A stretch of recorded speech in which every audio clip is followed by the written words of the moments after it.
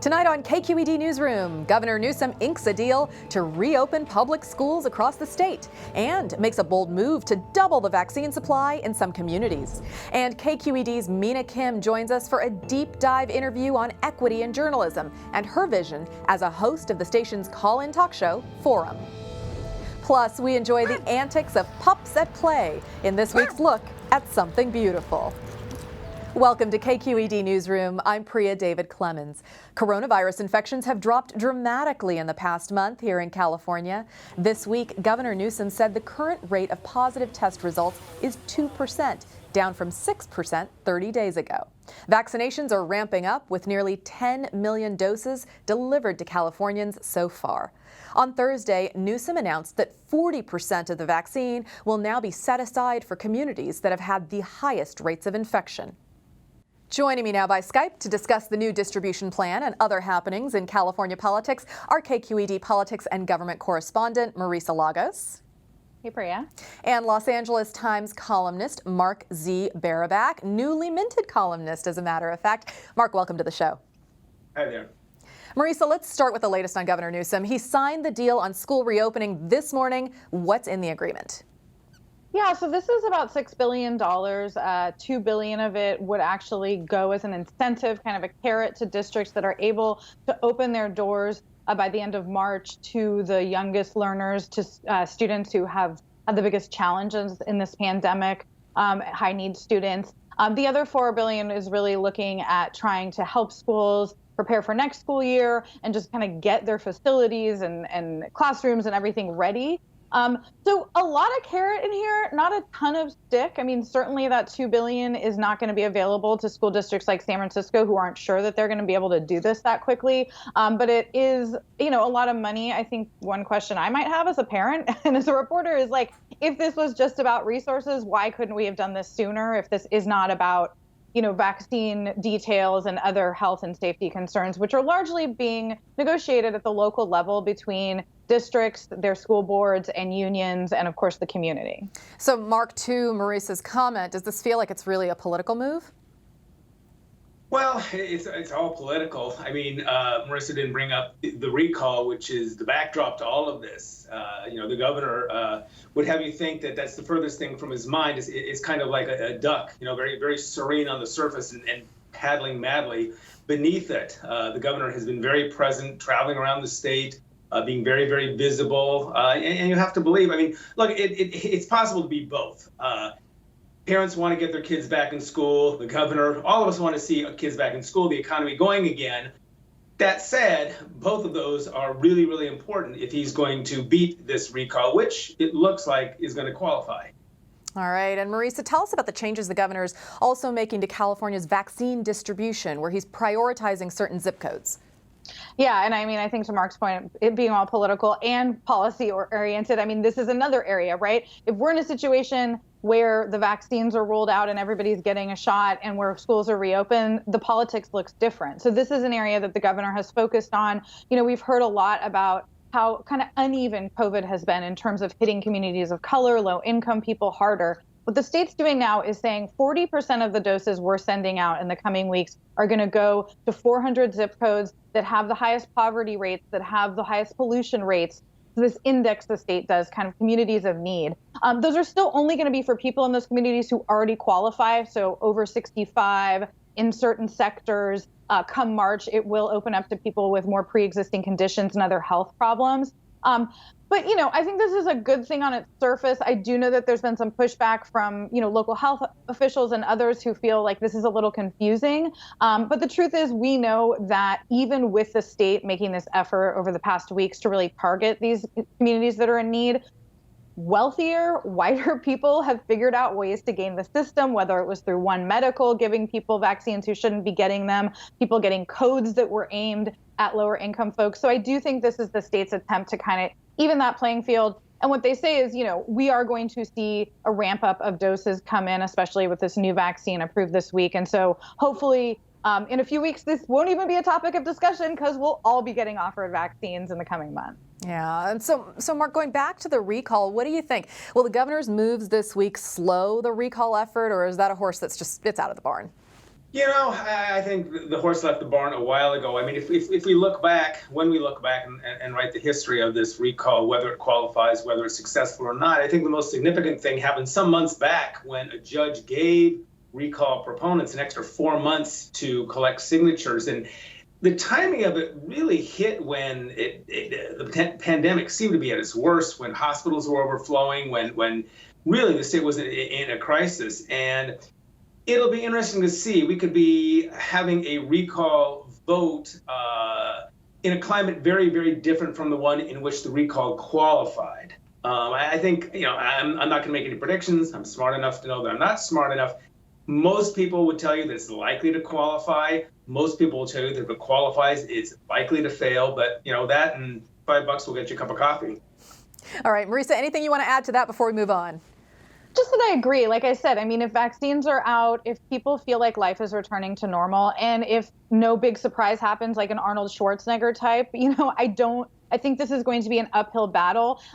There still are questions. We have heard sort of rumors that signature gathering did get more difficult in the final days. These signatures do need to be verified by the Secretary of State. So I agree with Mark. It seems likely it'll qualify, but it's not a total safe bet yet. And then it's going to be a long summer for all of us political reporters following this. Priya, that was the first thing I ever covered at the LA Times was the recall of Gray Davis, and I am having a little PTSD these days. That's right, a little flashback here. All right, Mark, let's turn. I was going to say, I think at the time we all thought we were covering a once-in-a-lifetime story, and who knew, 18 years later, here we are. Yeah. All right, so Mark, let's turn to another California figure, former California Attorney General Xavier Becerra, who's facing some pretty tough opposition in D.C. against him becoming the head of the nation's Health and Human Services Department. What's going on there? Does it seem like he's going to get confirmed? Well, the good news for him is that he passed out of his nomination, passed out of the Senate Finance Committee. It was a split vote. And under the power sharing, if you will, arrangements that the Democrats and Republicans reached, 50-50 split in the House, that means it can go forward. Democrats will tell you that they're confident that they have the votes. There's a possibility they could get a couple of Republicans to bring it along. So I think, again, here we are, betting or not betting. I think the sense is that it may be close, but Xavier Becerra will be confirmed. In which case we have an opening for Attorney General, and Gavin Newsom, who, as we all know, appointed the replacement for Kamala Harris when she became vice president, now will have the opportunity to appoint an Attorney General. And here, to my mind, is where things get really, really interesting. I need to refer to some notes to make sure I don't forget anybody. There's a bunch of names in the mix and probably only 10 people in California who care, but 5 of them will be watching the show, so I don't want to leave anybody out. Some of the leading candidates are the Santa Clara District Attorney Jeff Rosen, the Contra Costa County Attorney Diana Becton. You've got Sacramento Mayor Darrell Steinberg, Assemblyman Rob Bonta of Alameda. And also in the mix, supposedly, is Adam Schiff and Ted Lieu, Congressman.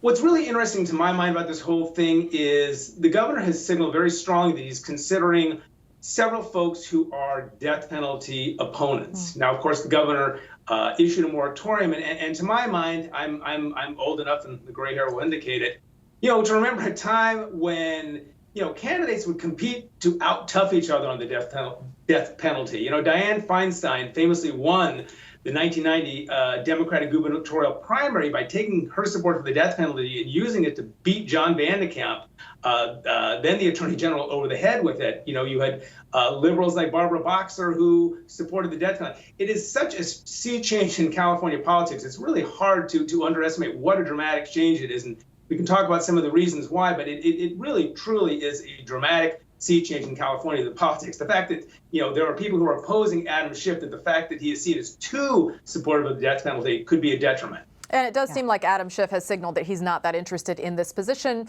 Who knows if that's posturing, but it doesn't seem like it's going to go that way, potentially. Marisa, let's turn to another California politician who's making waves in the Capitol. That's Congressmember Eric Swalwell. He is suing former President Donald Trump and some of his allies in civil court. Tell us about this lawsuit. Yeah, this is actually the second lawsuit we've seen brought by Democrats in connection with the January 6th attack on the Capitol. This one, also like the first one, which was brought by some other House members and the NAACP, really relies on kind of 50s, mid 20th century, 21st century laws around the Ku Klux Klan. And it essentially says that Donald Trump Jr., Rudy Giuliani, others who spoke at that rally preceding the attack on the Capitol are responsible for damages for inciting this. And it is going to be interesting. I mean, Swalwell has been hit by the right around some other stuff involving a Chinese spy that he had some interactions with. He says unknowingly, obviously. So this is definitely, I think, beyond the legal questions, going to be one of those cable news, hits, whether it's on the right on Fox News or left on MSNBC, where, Swalwell and Donald Jr. can kind of go after each other. So it should be interesting. And what's a possible outcome here? I mean, possibly if they get held liable, they could be paying damages to members of Congress and the United States government, I suppose. I think that that's a long way ahead. And there's a lot of other legal cases that Trump is facing, including this investigation in Manhattan over his taxes, including other questions around the riot and other allegations. So Donald Trump will be busy in court, or at least his lawyers were. And I guess it's no longer Giuliani. Yeah. All right. And that's a good point, too. I mean, there's a lot of talk about Donald Trump and how much of a force he's going to be in politics. I think that's absolutely true. But as Marisa points out, he's going to be spending a lot of time in the courtroom. And you got to wonder how much time is he going to have left to play kingmaker. All right, Mark, let's talk about another person who has the power to bring up politicians, Nancy Pelosi. She has been one of the longest serving Congress members representing San Francisco for a long time now. She was first elected in 1987. She's been reelected 17 times since then. She's a complete powerhouse in California politics. But what happens when she decides to step down, which could happen in the next few years?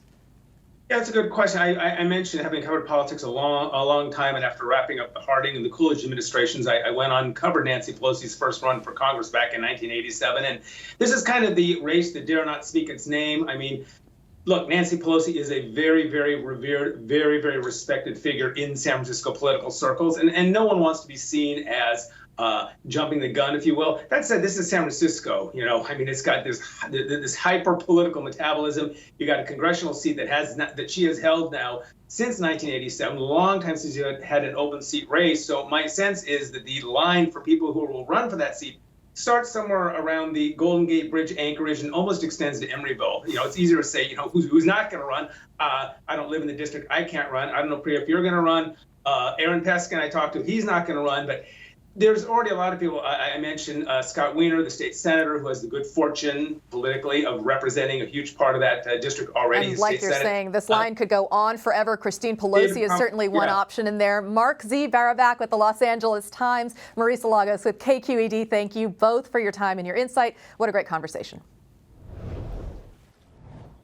Over the summer, as racial justice protests swept across California and the nation, KQED decided to focus part of one of our most powerful shows on diversity and on lifting up underrepresented voices. We split the daily radio call-in show, Forum, into two parts. The first hour, 9 to 10 in the morning, Monday through Friday, continued to be hosted by Michael Krasny, who recently retired. For the second hour, from 10 to 11 a.m., Mina Kim was named as host to focus on issues of race, justice, and equality. Her hour of Forum also expanded to serve California at large and airs on NPR stations throughout the state. This shift to diversity represents a broader theme for California newsrooms to improve equity in reporting on the essential stories of today. And I'm pleased to have Mina Kim joining us now by Skype to dive into this topic. Hi, Mina. Hi, Priya.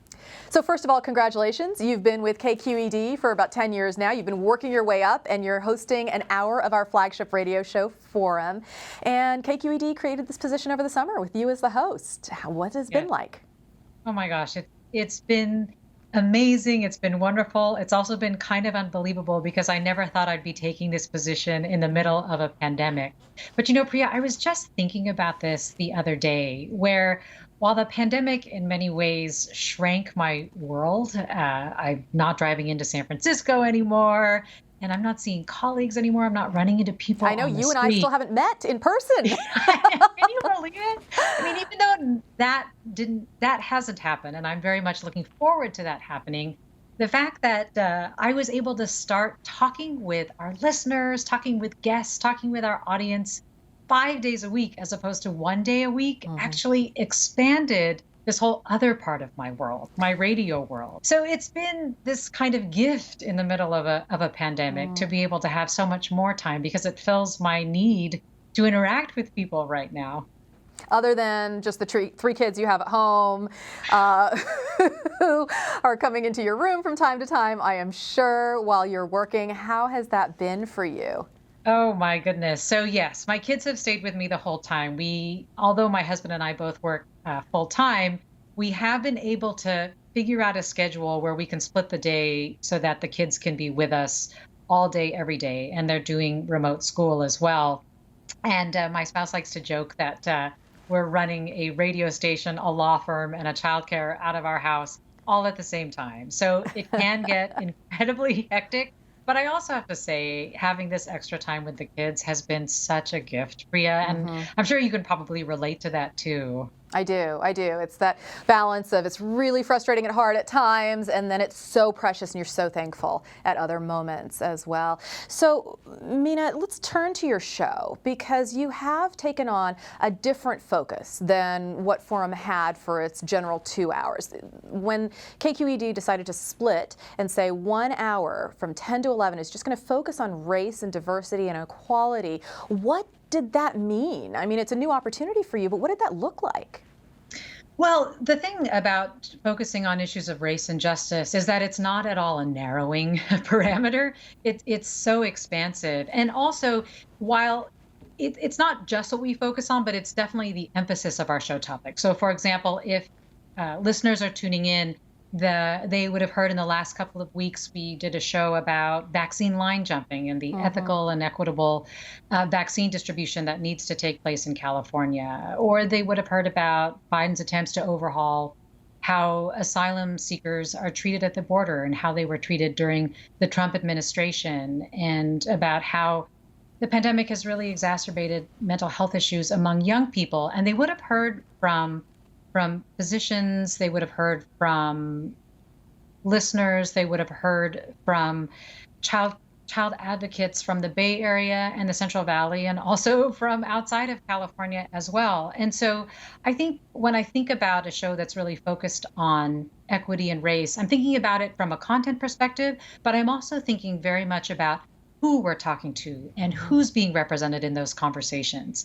The other thing that I really want to do is to have issues that are about race and ethnicity, where you have people of color on, yes, to talk about that when that matters, but you also have people of color sharing their experiences when the topics and issues are not about race and ethnicity. Absolutely.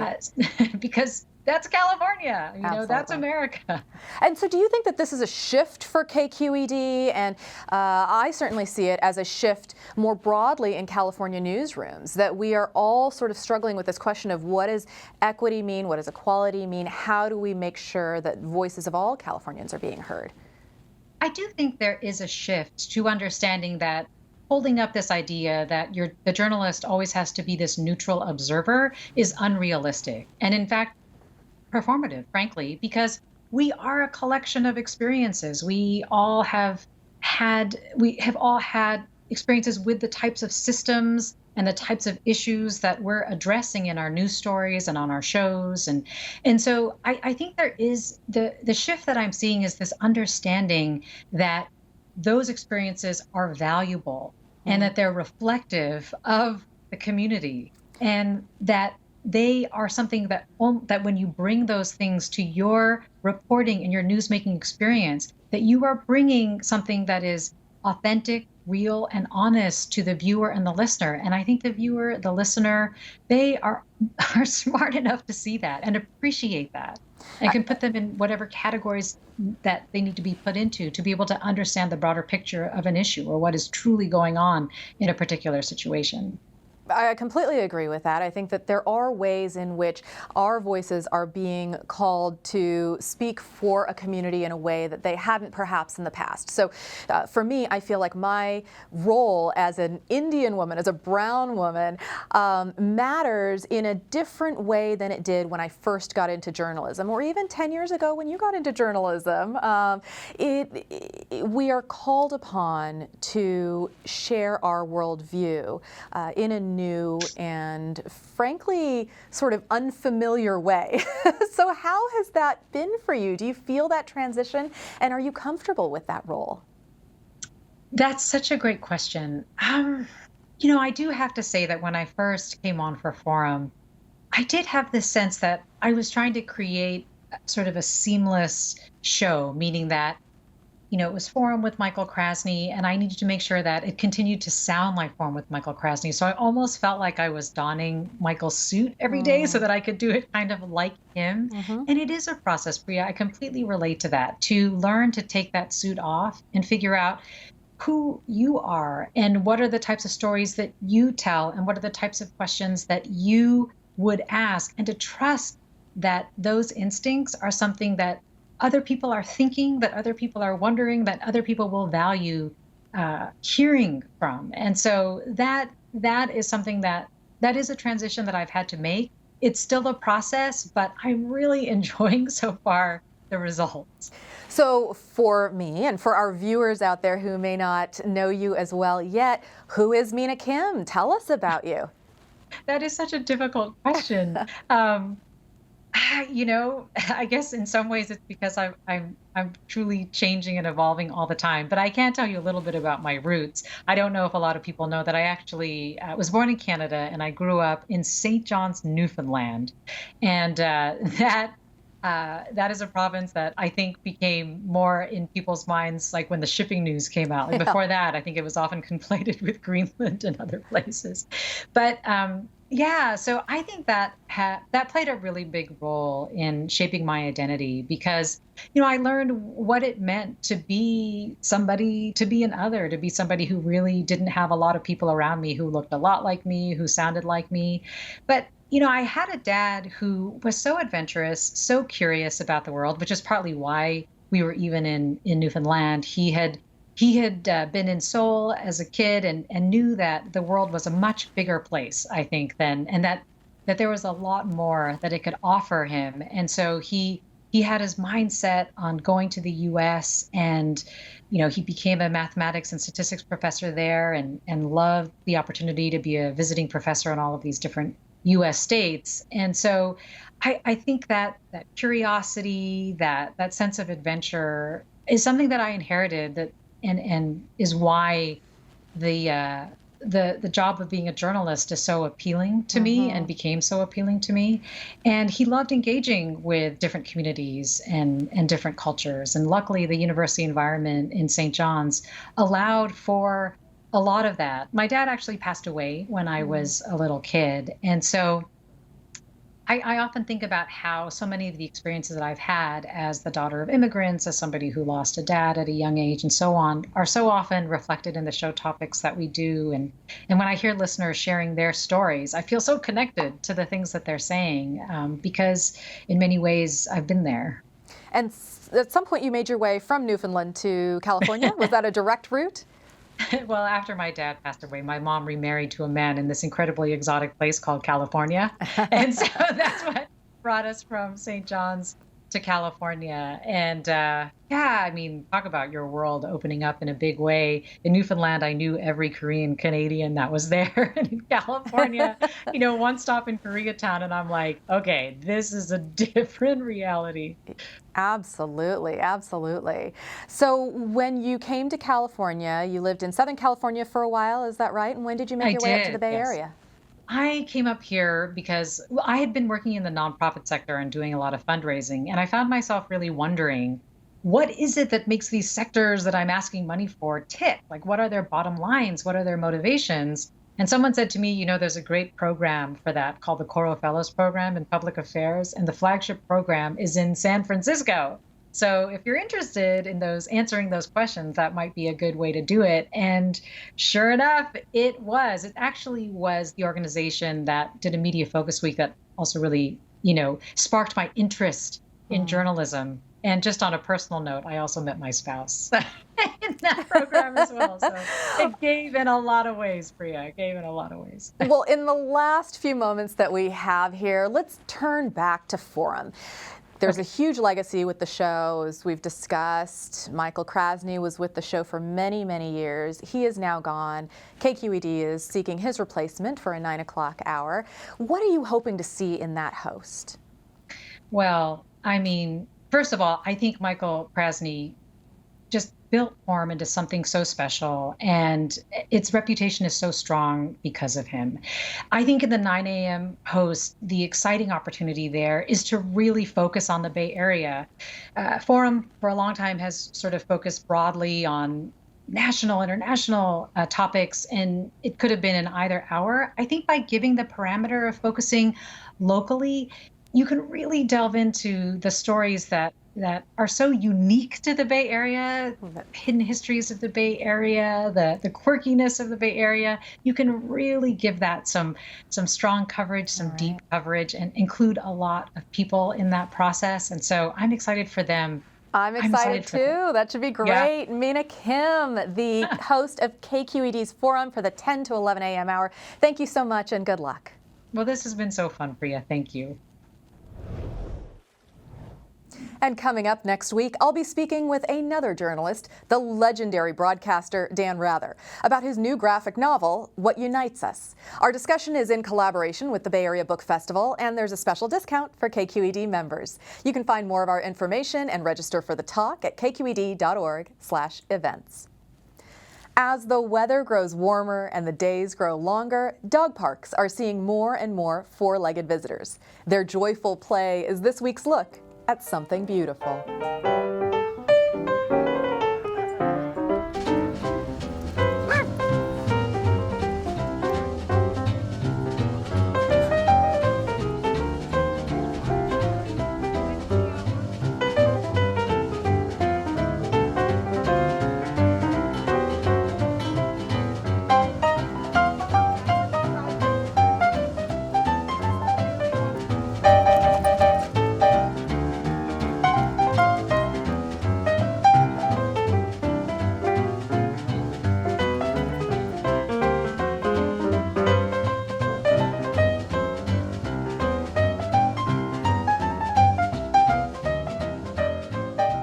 I'm Priya David Clemens. You can reach me on Twitter at Priya D. Clemens. And you can find more of our news coverage at kqed.org/newsroom. From all of us here at KQED Newsroom, thank you for joining us. Good night.